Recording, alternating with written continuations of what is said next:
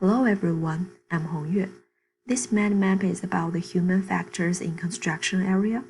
There are 6 topics under this main topic. They are work relationship, mental and physical health, work-life balance, automation and robotics, work performance, and safety management. And there are relationships among these topics. We can see that work relationship will impact the mental and physical health of construction workers.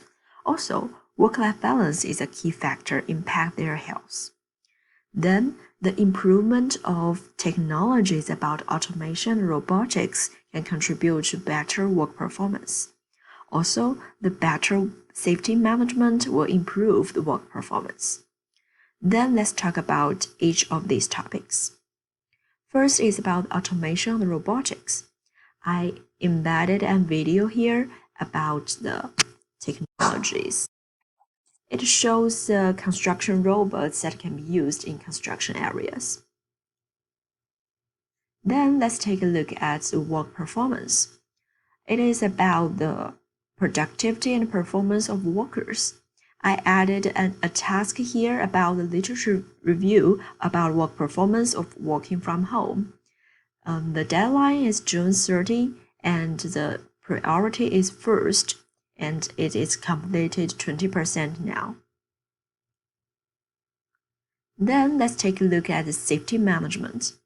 I added a picture here to show the process of safety management, which contains 6 different parts. After that, let's talk about the work-life balance. I put a reference here and add a link about a paper that shows a man's word meaning of work-life balance in the construction area.